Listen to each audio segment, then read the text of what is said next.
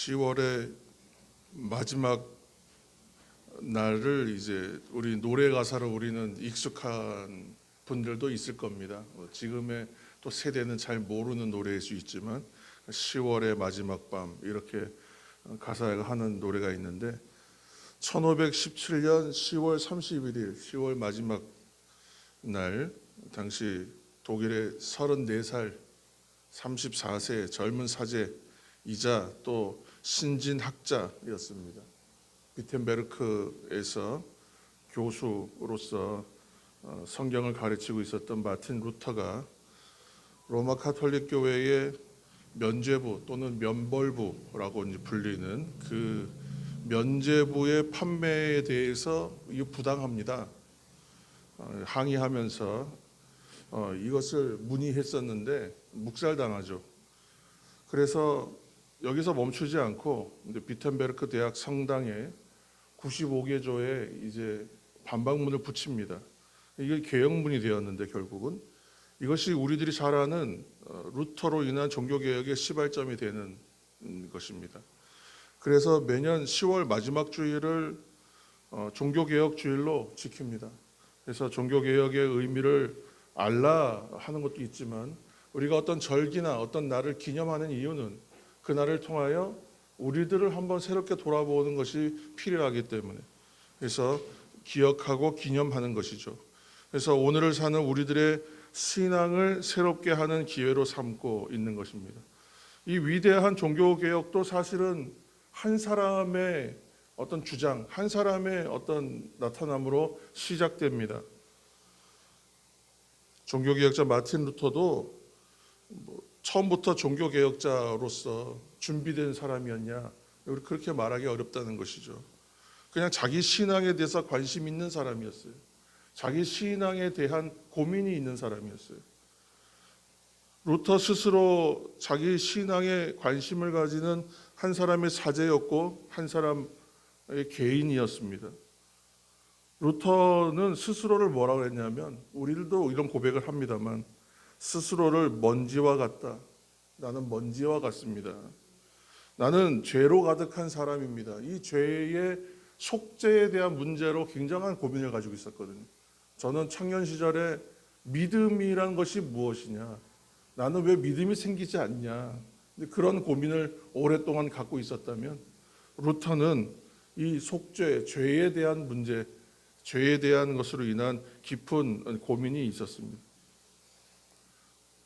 그리고 살아계시고 영원하신 하나님 앞에 서는 것에 대한 두려움이 그에게 있었습니다. 지금도 성당에 가면 고해성사를 합니다. 고해성사. 그래서 죄를 자기가 고백해서 죄사함을 사제를 통해서 죄사함을 받는 거예요. 죄사함의 선언을 받는 것인데 당시에도 이제 이른바 이 고해성사를 통해서 죄사함을 받는 거예요. 그러면 이 죄사함을 받기 위해서는 자기의 죄를 전부 고백해야 되는데 문제는 뭐냐면 죄를 다 기억하지 못한다는 거예요. 그리고 죄를 다 고백하고 고해성사하고 나왔는데 나오면서 또 죄가 떠올라요. 그러면 또 죄가 남는 거예요. 그러니까 해결되지 않는다는 것입니다. 그래서 어느 날은 6시간 동안 죄를 자기가 자복했대요. 고해성소 들어가서 속죄소에 들어가서 거기서 6시간 동안 자신의 죄를 자백했는데도 불구하고 여전히 해결받지 못하는. 그래서 이 죄의 문제로 인하여 루터가 좌절했다고 합니다.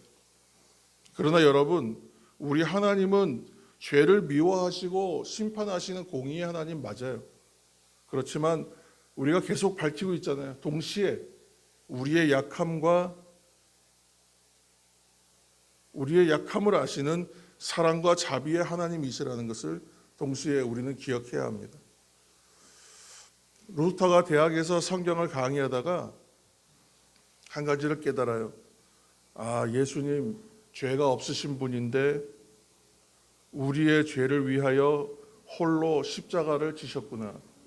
너무나 당연한 이야기인데 이거 새롭게 깨닫습니다. 어떻게 깨닫냐면 이것은 진짜 사랑이구나. 나는 죄가 없어요. 그러니까 이것은 나는 나와 상관없는 문제로 삼을 수 있어요. 나는 전혀 별개의 문제예요. 나는 이 문제와 전혀 무관합니다. 그럼에도 불구하고 이 죄의 문제를 위하여 죄가 없으신 분이 대신 죽으시는 거예요.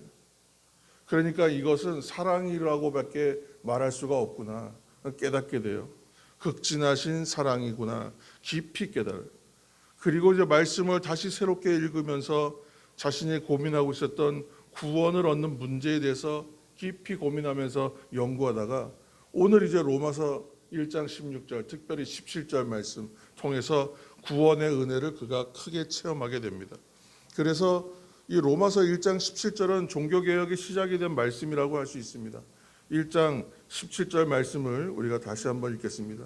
1장 17절 복음에는 하나님의 의가 나타나서 믿음으로 믿음에 이르게 하나니 기록된 바 오직 의인은 믿음으로 말미암아 살리라 함과 같으니라. 아멘. 그랬어요.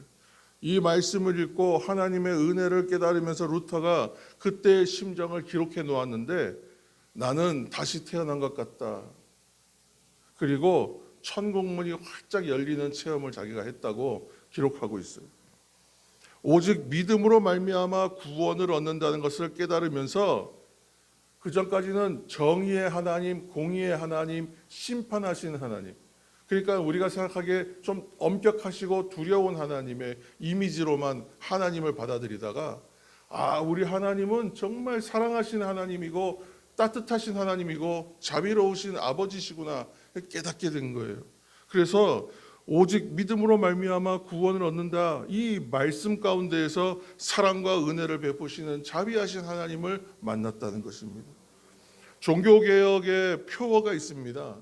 다섯 개의 오직이라는 말로 시작하던 5개의 표어가 있어요. 그래서 오직 성경, 오직 그리스도, 오직 믿음, 오직 은혜, 오직 하나님께 영광. 그래서 솔라, 이렇게 솔라 스크립투라, 솔라 크리스토스 이런 식으로 이제 솔라 오직이라는 말을 써서 5개의 표어가 있습니다. 근데 루터는 그 가운데 3가지를 종교개혁의 모토로 삼아요. 오직 믿음, 오직 은혜, 오직 성경. 이렇게 3가지입니다. 우리 한번 다 같이 한번 따라서 한번 해보시겠습니다. 오직 믿음, 오직 은혜, 오직 성경. 이 3가지 표현은 우리들에게도 익숙한 표현들입니다. 정리하면 우리의 구원은 성경에 기록된 대로, 오직 성경이죠. 성경에 기록된 대로 하나님을 믿음으로, 오직 믿음이에요. 하나님의 은혜로 인하여 주어집니다. 이것을 강조한 말씀이에요. 표어는 먼저는 구원과 관련이 있습니다. 그런데 동시에 어떻게 관련이 있냐면 성도된 우리들의 신앙생활과 관련이 있어요. 신앙생활은 방향성이라고 그랬잖아요. 그래서 우리가 하나님이 원하시고 기뻐하시는 신앙생활을 살아가려면 날마다 새로운 믿음으로 사는 이 영적인 개혁을 이루어야 된다. 그래서 우리들에게도 이 오직 믿음, 오직 은혜, 오직 성경 이러한 3가지의 중심된 방향성이 우리에게 필요하다는 것입니다. 그래서 오늘 이 3가지 표어를 중심으로 말씀의 은혜 나누겠습니다. 첫째로 오직 믿음입니다. 오늘 말씀 16절에 기록된 대로 이 말씀은 사도 바울이 처음 선포한 말씀이 아닙니다. 기록된 바 인용한 말씀이에요. 구약시대 하박국 선지자의 선포를 인용한 것입니다. 그래서 하박국 2장 4절의 말씀 여러분 앞에 화면을 보시고 한번 하박국 2장 4절 말씀으로 한번 읽겠습니다. 하박국 2장 4절입니다.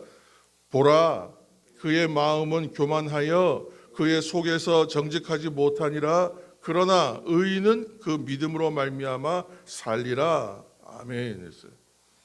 하박국 선지자가 이 말씀을 선포할 때는 그 당시 이스라엘 백성들은 하나님 말씀에 불순종하여 하나님의 심판의 대상이 되고 나라는 이제 곧 망하고 또 바벨론으로 포로가 되어 갈 처지 그 즈음이었습니다. 그러므로 현실은 너무나 비참해요. 무엇 하나 희망적인 것이 없었어요. 그렇지만 하나님만 믿고 의지하는 사람은 그 믿음으로 말미암아 눈으로 보는 현실에서 희망적인 것이 없거든요. 내가 지금 보고 있는 현실 가운데에서 뭔가 나에게 희망을 주는 내용이 하나도 없어요. 모든 게 지금 다 어렵고 안 되는 거예요. 그런데 하나님을 믿고 의지하는 사람은 그 믿음으로 말미암아 살리라, 구원을 받으리라, 되리라, 이기리라, 승리하리라. 이렇게 말씀해 주신 거예요. 그래서 지금 믿음은 하나님을 온전히 의지하고 믿기 때문에 맡기는 것을 말합니다. 믿음이 근데 저는 참 어려운 일이라고 생각해요. 우리가 믿는다라고 하는 것은 완전히 맡기는 거거든요. 여러분, 내 몸을, 내 삶을 그냥 맡기는 거예요. 전적으로 의지하는 거예요. 여러분, 그러기 쉽지가 않아요. 이 힘 빼는 것이 너무나 어려워요. 그런데 진짜 믿음은 뭐냐 하면 정말 온전하게 맡기는 거예요. 저는 어쩔 수 없어서 이제는 내가 할 수 있는 방법과 수단은 다 썼는데도 안 돼요. 그래서 이제는 어쩔 수 없어서 하나님에 의지한다? 부끄러운 건 아니라고 생각합니다. 더 이상 할 것이 없어서 난 기도한다? 부끄러운 일이 아니라고 생각해요. 하나님은 아시기 때문에. 그것도 하나님의 인도하심과 뜻하심 가운데 있어요. 여러분, 그래서 하나님 앞에 기도하는 거, 하나님 앞에 온전히 나를 맡겨서 의지하는 거, 믿음으로 의지하는 거, 여러분 잘하는 일이라고 생각합니다. 의지하고 또한 온전히 맡겨서 믿음으로 살아가는 성도 되기를 축복합니다. 구원이 나의 최선으로 얻은 것이 아니에요. 내 공로가 0.0001%도 안 들어갔어요. 하나님의 은혜로 전적으로 되는 거예요. 믿음으로 구원받는다는 것입니다. 바울이 그걸 깨달아요. 그래서 로마에 보내는 편지에서 이 말씀을 다시 한번 기록한 겁니다. 이 말씀이 정말 중요하다는 거예요. 그래서 루터는 종교개혁에 또 이 말씀을 중심표로 삼습니다. 사랑하는 여러분, 그리스도인은 어떤 사람입니까 하면 믿음으로 사는 사람들이에요. 믿음으로 사는 사람. 믿음의 사람은 현실에 왜곡되지 않아요. 시선이. 믿음의 사람은 현실만을 바라보지 않아요. 내 앞에 현실을 바라보면 겁이 나요. 내 앞에 현실만을 바라보고 있으면 두려움이 있어요. 내 앞에 있는 문제들을 바라보다 보면 낙심할 수 있어요. 그러나 그때에 우리는 어떻게 되냐면 어떻게든지 믿음의 눈을 들어서 바라볼 수 있어야 합니다. 그래서 나와 함께 하시는 하나님을 바라봐야 돼요. 그래서 우리 결국 어느 자리로 가야 됩니까? 아, 주님이 나와 함께 하시는구나. 주님이 나를 바라보고 계시는구나. 내가 기뻐할 때 함께 하셨구나. 내가 슬플 때도 함께 하셨구나. 내가 아플 때 하나님도 같이 아파하셨구나. 그거 우리가 발견할 수 있어야 된다는 것입니다. 여러분, 믿음의 눈을 들어서 하나님 앞으로 나아가기를 힘쓰면 주님을 만나게 됩니다. 오늘 종교개혁을 기념하는 주일 아침인데 여러분 모두 날마다 믿음의 눈이 열리는 믿음의 종되기를 다시 한번 축복합니다. 둘째로 오직 은혜예요. 오직 은혜. 우리 좀 전에 구원을 어떻게 했냐면 은혜로 말미암아 얻는 믿음의 구원이라 했어요. 이게 좀 우리가 잘 이해해야 돼요. 먼저는 은혜예요. 먼저는 은혜. 하나님의 은혜가 먼저 우리 가운데 오는 거예요. 은혜는 그냥 하나님이 아무 이유 없이 주시는 거예요. 그러니까 내가 어떤 원인이 없어요. 그냥 하나님이 부어주세요. 그리고 나서 우리가 그때 뭐라 하냐면 믿음은 이렇게 스위치 키는 거라 그랬어요. 하나님의 은혜를 쉽게 말하면 다 우리 가운데 깔아놓으면 우리는 믿음의 스위치 키는 거라 그랬어요.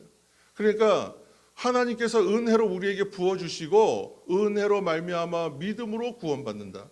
그 문장이 말이 되는 것이죠. 구원만이 은혜인가? 그렇지 않죠. 사실 우리의 모든 것이 하나님의 은혜입니다. 왜냐하면 모든 것이 다 주께로부터 왔기 때문이에요.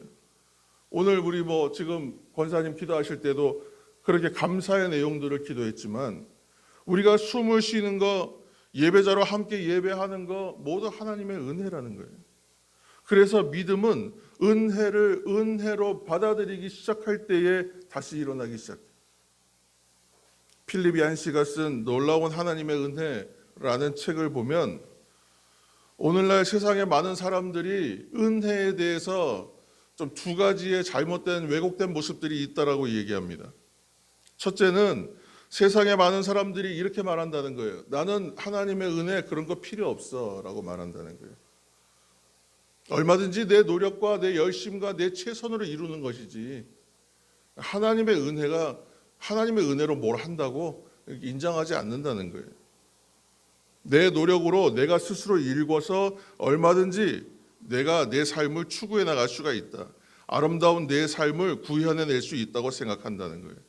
그래서 이 사람들은 어떤 시선을 보냐 하면 은혜를 구하는 사람들을요 낮은 사람으로 봐요. 나보다 더 낮은 사람들, 나보다 덜 좀 못한 사람들로 본다는 거예요. 나보다 부족하고 낮은 수준의 사람이니까 은혜를 구하지 이렇게 본다는 것입니다. 또 한 사람들은 어떤 사람들이 있느냐, 이 일종의 은혜의 남용이라고 생각해요. 이게 값싼 은혜의 문제인데 구원도 하나님의 은혜로 받고 죄도 하나님의 은혜로 용서받아요. 다 우리는 이건 아멘으로 받아들이는 것인데 그러다 보니까 어디로 가냐 하면 나는 그냥 내 마음대로 하고 그냥 하고 싶은 대로 사는 거예요. 그래도 하나님의 은혜는 어차피 있으니까 괜찮다라고 생각합니다. 은혜의 남용이죠, 일종의. 그래서 은혜에 대해서 전자도 후자도 다 오해하고 있는 것입니다. 은혜는 무조건 죄를 다 없는 것으로 눈 감아주는 것이냐? 그렇지 않다는 거예요. 은혜는 분명히 죄를 씻어주고 죄를 면제해주는 은혜가 있어요. 그런 면이 있습니다. 그렇지만 하나님의 은혜가 임하면 어떤 일이 생기냐? 죄가 선명하게 보이기 시작하는 거예요. 지금까지 내 몸에서 나는 냄새를 나는 몰랐다. 내가 이렇게 내 몸에서 악취가 나는지 모르고 살다가 어느 날 이 냄새가 난다는 걸 알고 나니까 이 냄새에 대해서 너무너무 민감해지는 거, 여러분 그런 경험이 혹시 있으실지 모르겠어요. 이 비유가 좀 이해가 되실 것입니다. 그래서 이제는 이것이 너무 싫은 거예요. 이전까지는 그것이 나쁜 것인지 몰랐고 그게 불편한 것인지 몰랐고 그게 더러운 것인지 몰랐어요. 그런데 하나님의 은혜를 받고 나니까 이제는 죄가 너무 더럽다는 걸 알게 된 거예요. 그래서 어떻게 돼요? 죄를 미워하게 돼요. 죄를 멀리하게 돼요. 죄에 대한 깊은 인식이 생기는 거예요. 그래서 기독교 심리학자 폴 트루니에가 이런 말을 했어요. 하나님의 은혜는 의식된 죄는 용서하시고 내가 인식하고 알고 있는 죄는 다 용서해 주시는 은혜가 있고 무의식 가운데 억압된 죄가 있다. 이거 우리가 무의식 가운데 눌러버리는 죄 또는 우리가 잊어버리고 기억하지 못하는 죄를 다 포함한다고 생각하는데 이것을 우리의 의식으로 끌어내게 하신다. 진짜 하나님의 은혜가 임하니까 그냥 다 없던 것이 되는 것이 아니라 그 죄를 다 기억나게 하신다는 거예요.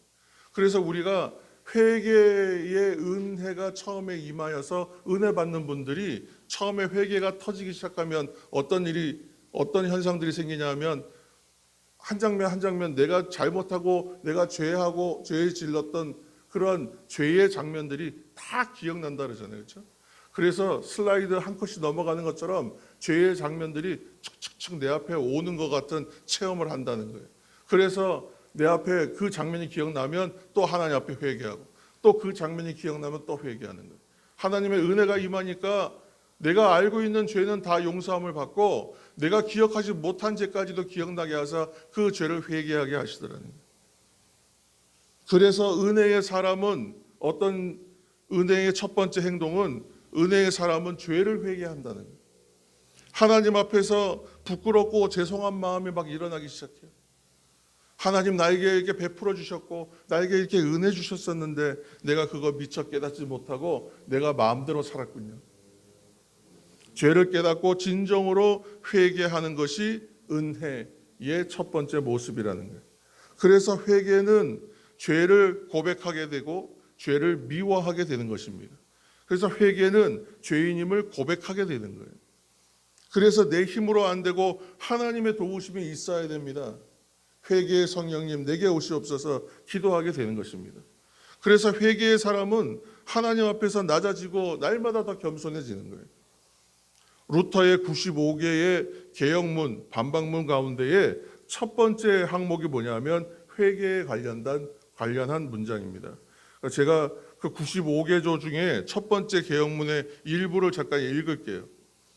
우리들의 주님이시며 선생이신 예수 그리스도께서 회개하라. 첫 선포가 회개하라 천국에 가까이 왔느니라잖아요. 그래서 우리들의 주님이시며 선생이신 예수 그리스도께서 회개하라 하고 말씀하실 때에 그것은 믿는 사람들의 전 생애가 회개가 되어야 한다는 것을 의미합니다. 이렇게 시작해요. 회개는 어느 한순간 내가 죄를 깨달아 회개하는 걸 끝나는 것이 아니라 믿는 사람의 생애 전체를 통틀어서 하나님 앞에 나아가는 것이 바로 회개라는 것입니다. 회개가 신앙개혁, 종교개혁의 첫걸음이었다는 것입니다. 우리도 마찬가지죠. 회개를 통해서 여러분의 삶 전체가 날마다 새로워지는 개혁적인 신앙생활이 되기를 다시 한번 축복합니다. 세 번째로 오직 성경이에요. 루터의 종교개혁은 성경 말씀 통해서 시작됩니다. 로마서 1장 17절에서 하나님의 뜻을 발견했기 때문에 그래서 우리의 삶도 오직 성경의 생활이 되어야 합니다. 말씀대로 살아야 한다는 거예요. 우리가 늘 많이 들었던 이야기예요. 그렇죠? 우리가 늘 해온 이야기지만 문제는 뭐냐면 말씀대로 사는 것이 쉽냐? 그렇지 않다는 것입니다. 성경의 어떤 말씀은 우리의 삶을 그대로 적용시키면 실천 자체가 거의 불가능한 말씀도 많아요. 그러나 여러분, 많은 그리스도인들이 오늘날 말씀대로 살지 못하는 이유가 말씀의 실천이 어려워서인가? 라고 하면 저는 그렇지 않다고 생각합니다. 말씀대로 살지 못하는 가장 큰 이유는 말씀에 대한 확신이 없기 때문에 그렇다라고 생각해요. 우리가 처음에 믿음에 대해서 얘기할 때 믿음은 완전히 의지하고 완전히 맡기는 거라 했잖아요. 그렇죠? 그것처럼 하나님의 말씀대로 왜 살지 않는가, 살지 못하는가를 물었을 때에 가장 큰 원인은 뭐냐면 하나님 말씀에 대한 확신이 없기 때문에 확고한 믿음. 내가 말씀대로 살면 이 세상을 살면서 만나는 문제들까지도 얼마든지 다 해결받고 다 극복하며 살 수 있다라고 하는 그런 확고한 믿음이 없어요. 그래서 말씀대로 살지 못한다는 것입니다. 그렇게 되면 신앙생활이 어떻게 되냐면 교회 중심의 신앙생활과 사회 중심의 사회생활이 일반 생활이 나눠져 버려요. 왜냐하면 신앙생활은 교회에서 교회 중심으로 신앙생활을 하는 것이고 세상에서 살면서는 어떻게 해요? 세상의 방법들을 내가 인용하고 따라가야 될 것이 너무 많은 거예요. 이번만은 그냥 남들 하는 것처럼 해야지. 이것만은 또 사람들이 한다고 하는 그 족보나 또는 그 해법대로 가야지 하고 타협을 하게 되는 거예요. 내가 이번에는 좀 성공하고 이번에는 좀 패스하고 이번에는 통과하려면 어쩔 수 없다는 거예요. 현실적인 방법을 따라가야지. 세상적 방법 추구해야지 생각하기 때문입니다. 성경이 하나님의 말씀이라는 것은 내가 인정하지만 세상 속에서 세상을 살면서는 말씀대로는 살지 못하는 이중적인 생활을 하게 된다는 거예요. 여러분, 오늘 여러분들 정말 새롭게 되기를 다시 한번 축복합니다. 왜 이 말씀을 드리는가 하면 성경 말씀은 살아계신 하나님의 말씀이기 때문에 그렇습니다. 우리의 신앙생활은 세상살이 따로 교회 생활 따로 그렇게 따로따로의 삶이 결코 아니라는 거예요. 우리의 신앙이라고 말하는 것은 세상살이를 완벽하게 다 포함하고 있어요. 말씀에 대한 확실한 믿음이 있어야만 말씀에 순종할 수 있다고 했습니다. 세상살이도 말씀대로 살면 주님께서 모든 것을 책임져 주신다는 것을 여러분 믿으시기를 축복합니다. 너희는 그의 나라와 그의 의를 구하라. 그리하면 이 모든 것을 더하시리라. everything이거든요. 여러분, 모든 것을 더해 주신다 그랬어요. 이 모든 것에 우리가 바라고 있는 세상살이에 필요한 것들이 다 포함되어 있습니다. 좋은 연기를 보여주는 배우들이 좋은 연기를 하려면 자기가 갖고 있는 대본을 완벽하게 숙지하고 있어야 됩니다. 그래서 혹자는 100번, 100번이 기본이라 그러더라고요. 그래서 지독하리만큼 연습을 한대요. 엄청나게 연습을 한대요. 그래서 툭 치면 나올 정도로. 그리고 거기에 감정을 싣고 연기가 돼야 되니까 얼마나 철저하게 그걸 암송하고 또 외우겠어요. 사랑하는 여러분, 그렇다면 그리스도인들에게는 연기자들에게 대본이 그들에게 자신을 표현하는 방법이라면 이 땅을 살아가는 그리스도인들에게는 무엇이 우리의 삶을 표현하는 말씀이 되겠어요? 성경이잖아요.